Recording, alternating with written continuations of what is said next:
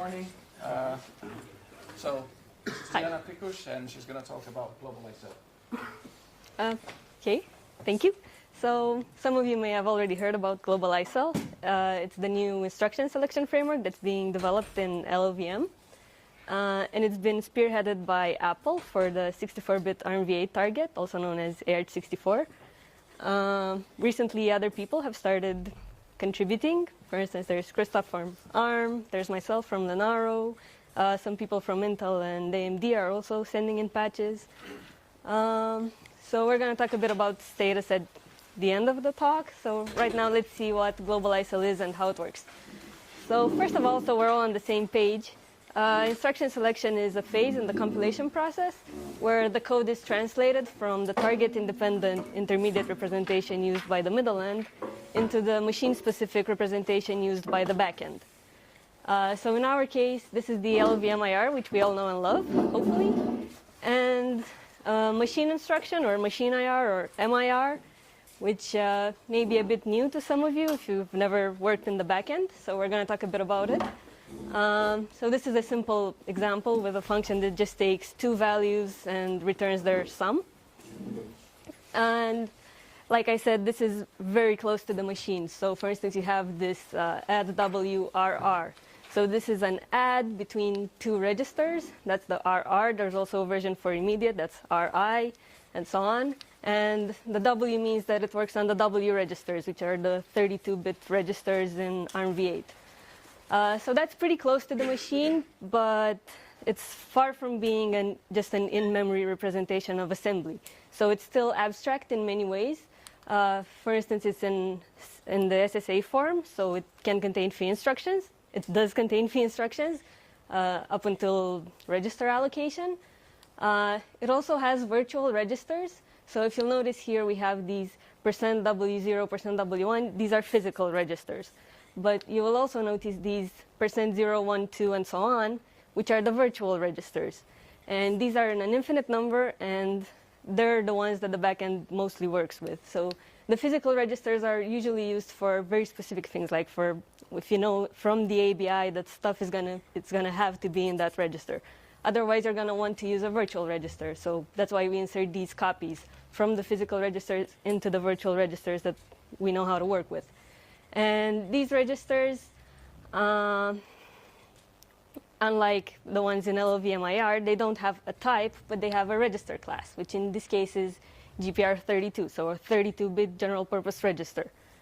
Another thing that exists in the machine IR is pseudo instructions, which are instructions that don't correspond directly to a hardware instruction. They're used for various purposes in the backend. For instance, if you want to have a certain sequence of instructions that really have to stay in that order, and you don't want the scheduler to put anything between them, like, I don't know, accesses to the thread local storage descriptor or something. You're going to use a pseudo instruction for that and then expand it later on in the backend when you know it's safe to do so. So that's enough about the machine IR. At the moment in LLVM, instruction selection uses yet another intermediate representation known as the selection DAG. It's a graph of nodes. We're not going to talk about it. All you need to know is that it's pretty complex, and it's different from both LLVM IR and the machine IR. And instruction selection on it goes like in a number of steps. First of all, we build this new representation. Then we run a series of combines, which means we replace certain sequences of nodes with different sequence. And we do this to make it easier for the subsequent steps to deal with the code. Then we run type legalization, which means we get rid of any types that aren't natively supported on the target. So for instance, if you have a 64-bit type, but your target only has 32-bit registers, you're going to want to break it up into two 32-bit values and so on. Then we run more combines. Then we legalize vectors. Then we legalize types again, because maybe legalizing vectors introduced more illegal types. Then we run combines again. Then we finally legalize the operations. So for instance, if there's a division operation, but you don't have hardware division, you might want to replace it with a library call, stuff like that. Then again, more combines. Then we finally select the instructions, which means, so now we know everything in the code can actually be handled by the target. but now we have to actually replace this with actual instructions. And we do this with some complicated, pattern matching algorithm that is not the purpose of this talk. Then at the end, we schedule the instructions, which at this point is really just a way to linearize this graph. It's not the scheduling in the backend. We have other passes further along that deal with proper scheduling. And then way at the end, we finally emit the MIR. OK, so as you can imagine, this has quite a number of drawbacks. First of all, it's difficult to learn because it's a whole new representation, a whole lot of steps. There are a lot of subtleties for each target, like what each series of combines can do or not. There are all sorts of issues with that. It's very difficult to maintain, test, and debug because you can't run just one of those steps at a time. You have to run the whole instruction selection pipeline. And the most you can get is some debug dumps after each step, which is good, but it's not great. So we want to do better there. It's not very flexible because every target has to go through the exact same steps, and it only has a limited set of hooks to customize the behavior. And because of this, we have all sorts of pressure on those combines to try to fit the code into something that the rest of the framework understands and can do a good job with. And we also have fix-up passes that run after instruction selection on some targets to patch up things that can't be selected properly with this framework. Another problem is that it has a lot of inherent overhead because you have to build a whole new representation. You have to run all those steps. There's actually so much overhead that we have yet another instruction selection framework, which is not GlobalISel, it's FastISel, which was introduced several years ago.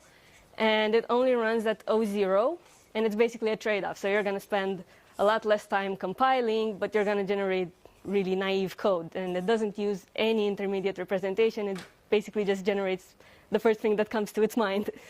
And when it doesn't know how to handle something, it falls back to selection DAG. But other than that, they don't share any code, or they share very, very little code. So for these reasons and others, people have started working on GlobalISel, which is meant to address all these issues. We want it to be easier to develop, easier to test, easier to maintain. We want to have the same path for both fast instruction selection and high-quality instruction selection. We want more flexibility for the targets. And since you're probably wondering about the name, the previous instruction selection frameworks worked at a basic block level. So during instruction selection, you could only see the current basic block. With GlobalISel, you have access to the whole function, so you can see where the operands come from, where you're using the result, even if it's in a different basic block. So we're hoping to be able to make use of that in the future. So the way we're going to achieve all these wonderful goals is by not creating yet another intermediate representation. And instead, we're just going to use the machine IR, but with a few new concepts like register banks and generic instructions that I'm going to talk about soon. But the core point here is that the meat of the representation is the same, which allows us to structure the whole instruction selection process as a series of machine passes, which is great because we have a lot of infrastructure in place for dealing with passes. Like we can run a single pass at a time, which makes it easy to test. We can dump the IR before and after a machine pass. We can get debug dumps for a single pass at a time if we want to. It's also very flexible because each target can now introduce any number of custom passes at any point in the instruction selection pipeline. It can also replace one of the standard passes with something custom if it needs a different approach to do things. And hopefully it will be faster. We can't know that yet. So now that we're convinced that machine passes are awesome, let's see the standard pipeline. So if you recall from the previous selection DAG stages, we're kind of doing some of the same things. For instance, the IR translator basically just builds our representation. So we're basically getting our custom machine IR. At this point, we're going to talk about each of these in detail later on. Then we run legalization, as we did before, but this time it's just one step.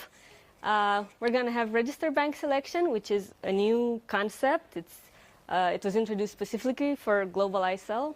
We're going to see why. And finally, we do instruction selection, which, as before, means selecting target-specific operation code.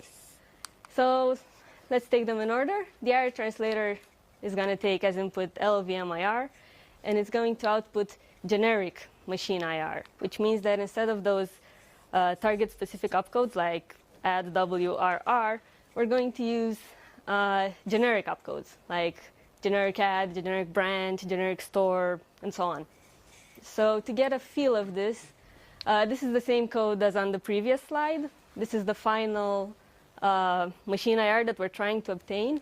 And on the left side, you can see the corresponding generic machine IR. This is as far as the IR translator gets us. And what you should notice here is that, as I said, we have the generic add here. And at this point, we don't care that it's adding registers. We don't care if it's legal to add things on this target. We just know that the intention of the code is to add 2 values. And these values don't have register classes yet. As you can see, there's a dash here. But instead, they have some types. And these are different from the types in the LLVM IR. They're closer to the machine. And basically, they're scalar values on any number of bits, pointer values into any address space, and vectors with any number of elements of any dimension. Some of you may notice that at this point, we already have the physical registers here and some of the final operation codes. And this is because of one very important thing that the IR translator does, which is ABI lowering. So at this point, we already know that the target says that the parameters are going to be in W0, W1, so we're just going to put them there right from the start. You should note here that although it's possible to have final machine IR at this point, it's not compulsory. So the target can choose to use generic opcodes for ABI lowering as long as it preserves the intention well enough. Right, so now we have our representation. We're going to legalize it.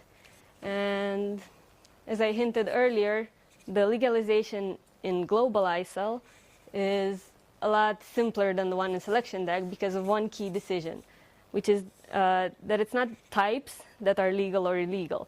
It's the combination of operation and type that is legal or not. And it's interesting, we actually had discussions about this. Some of you may have seen on the mailing list with x86 with the AVX instruction set, where suddenly we have legal I1 vectors. But if we legalize them only for the AVX instructions, then we're kind of breaking things in other places where we don't want them to be legal. So now we're not going to have that problem anymore because we can say, OK, it's legal only for this operation, not for anything. So hopefully this is going to solve a lot of similar problems. And at this point, the target is going to have to say for each combination of operation and type what it wants to do. It can mark it as legal, in which case the legalizer does nothing.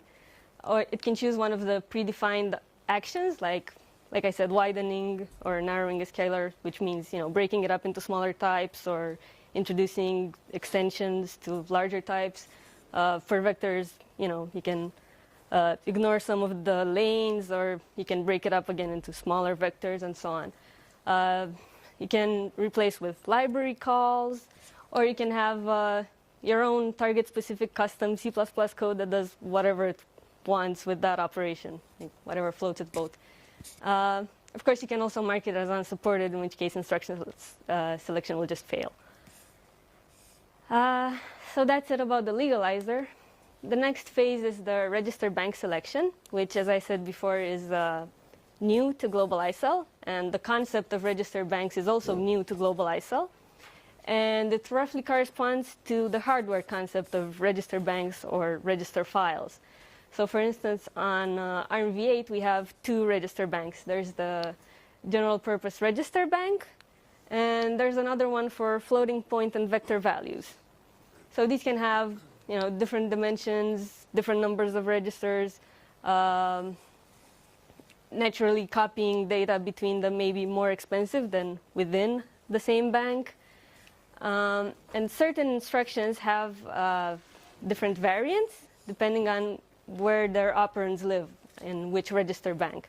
So for instance, you can load a value into a GPR, or you can load it into an FPR, and they're entirely different operations.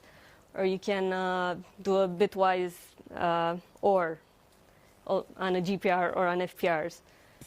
And it's very important to get it right from the start. This is another pain point with selection DAG, where many times we selected the wrong instruction because we didn't know where the operands would live, and then things could be a lot slower. And or in some cases, they could even be incorrect, because at that point you have to introduce copies between register banks, and there are targets where it's legal to copy in one direction but not in the other. And instruction selection had no idea about that. So now it's going to be a first-class citizen of instruction selection, and hopefully we can handle all those problems up front.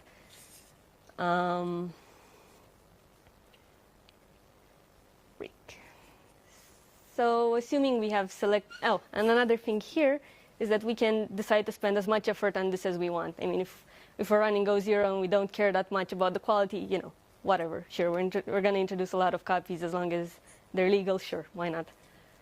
And at this point, we actually have 2 algorithms for this. We have fast and greedy. We can add any number of other algorithms in the future. It's easy now because we can just replace things. Right, and finally, there's instruction selection. So at this point, we know that everything is legal. It corresponds to something that the hardware can actually handle. We know where it lives and roughly in which register bank. We don't know the exact register yet, but we don't care. So at this point, instruction selection, just replaces with the machine-specific opcodes. So on the same example, we'll just have to replace the add with the add WRR, because here we have 2 registers that live in the GPRs, which is really nice. And we have to constrain the virtual registers so that instead of having a type and the register bank, they have a register class that the rest of the backend can understand. So you're probably wondering at this point, what's the difference between a register bank and a register class? Why do we have 2? And the reason is that the register class is much more specific than a register bank. So for instance, a register class can be, general purpose registers, including the stack pointer, or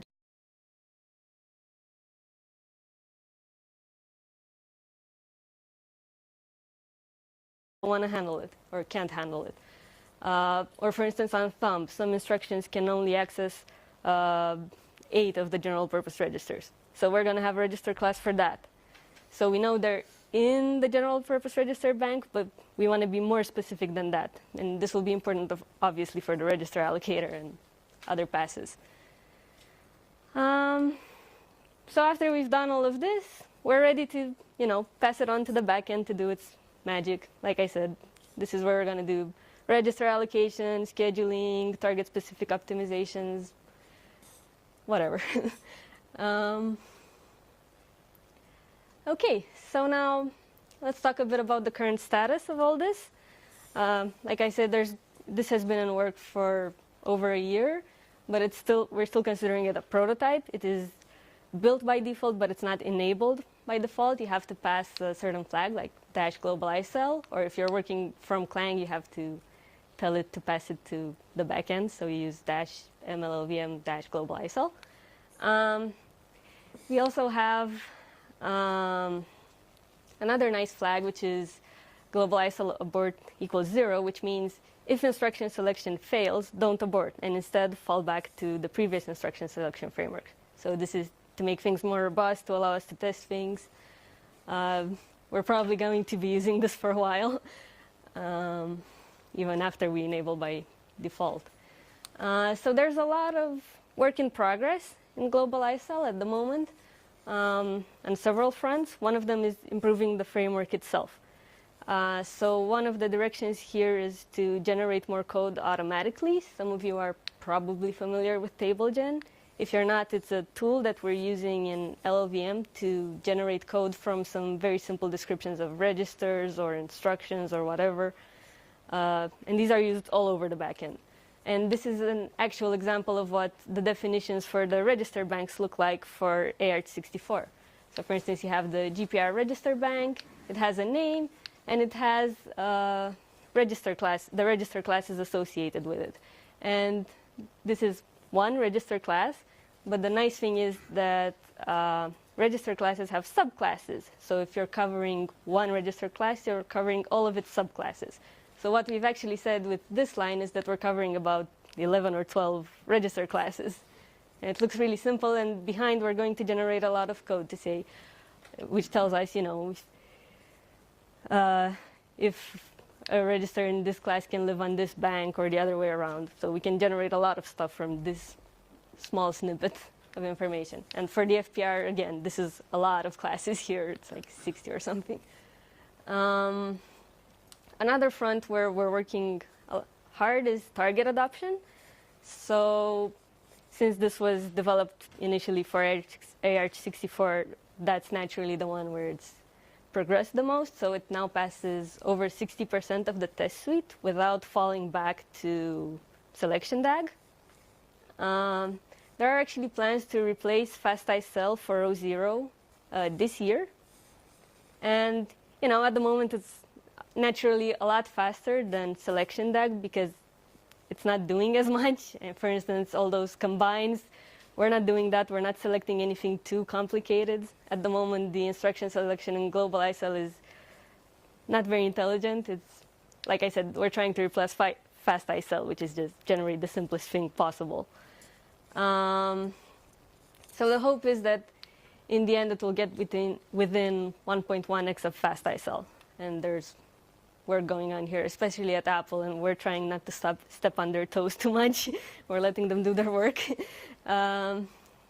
Most other people are working on the other ports. So like I said, I'm working on the ARM port, which is the non-64-bit ARM v8. So that means it's 32-bit ARM v8, it's all the older ARM, thumb, and so on. AMD are also contributing patches for their GPUs and Intel for x86. Nobody's in any rush with this because, as I said, we're working a lot on improving the framework itself. So for instance, for ARM, I'm working a lot on ABI lowering because that's target specific and it's very likely to stay that way. So that code is, I can write it and it's probably going to stay that way. On the other hand, if I write things in the instruction selector, that's very likely to go away. It's going to probably be replaced with something generated automatically by TableGen. So I don't want to invest a lot of time in supporting a lot of instructions and stuff. I'd rather support as many calling conventions as I can instead, because that's a better way of spending time at this point. So to summarize, this is happening. As developers, we're very excited about it. I think most of the people working in the backend are going to be happy with many of the design choices in GlobalISel. If you're just an LLVM user, unfortunately, you're probably not going to see the effects of this anytime soon. I mean, even if it gets enabled by default this year for O0, that's just going to be on AArch64. It's probably not going to be great from the start. So there's still a lot of work before this can reach the users. But as any change that makes the developers happy, eventually the users will feel the results. So for reference, we have docs, which explain how to port to a new target and everything. There's also a very in-depth presentation, about the APIs and everything. And this was given by Apple at US LLVM. You can watch it if you have a target that you want to port this to. And that's about it. Any questions? Go ahead. Are you going to reuse the current TableGen files? All right, so the question was if we're going to reuse the current TableGen. And the answer is yes. So Apple is working hard on this. This is actually the first point here. we're trying to use those to generate code that fits GlobalISel. So we're trying to keep the same descriptions, but do things in the GlobalISel framework instead. Good. What's the current plan for combines? Because that's a lot of code. Oh, that's a lot of code, and the plan is it's not part of this prototype, but in the future, we're hoping to reuse them. So that's also going to be part of this whole table-gen effort. Yes? Can you go backwards to the start, to the slide with the transformation, IR transformation? IR translation? Yeah, towards Just the this. beginning. Here? Wait, one more. Here? Before this. Before? Yeah, over there. Question is about one down there. No. Yeah. You mentioned that you translate this to scalar pointer of vector values. Is there an idea to distinguish native pointers versus pointers to managed objects for languages which are GC aware? I honestly don't know. So if the address space is not enough, then it's probably not supported right now. So the only thing you can specify for a pointer is the address space and the number of bits that it occupies. So if you can model it with that, then it works. That's if you what we can. currently do now. Yeah. Okay. Please. Can you estimate the effort per architecture for the work that needs to be done? At the moment, I would say there's a lot of work because we're not generating enough stuff automatically. But hopefully, if we can replace the instruction selector with one generated automatically and the legalizer with something generated automatically, then there shouldn't be much effort. All you have to do is the ABI lowering, as I said, which is basically just one class that you have to inherit, and you have to tell it how to lower returns, arguments, and calls. So that's not an awful lot of stuff. And you have to write the descriptions for the register banks, which again shouldn't be too much effort. And then, of course, there's a lot of work with tuning it, getting it to do things. Yes? So, what is the current status for AR64? Are we able to request the compiler, or do we have things to add? There's still stuff to be added. So it's 63% of the test suite. Those were the last numbers that were published. So. And it doesn't include self-hosting? No, it doesn't include self-hosting. Yeah. Yeah, go ahead. At this center very recently there was quite a bit of code with a compile time trying to include certified or not. Was that done already, or is it going to go worse? So that GlobalISel is always compiled in? Right, so the question is if it's built by default, right? Yes, it is. So this has happened quite recently, I think, in the past couple of weeks. Yeah. So now we're building it by default. All the bots are building it. And testing. And testing, yeah. Anything else? Nobody else? No. Okay. Well, thank you very much.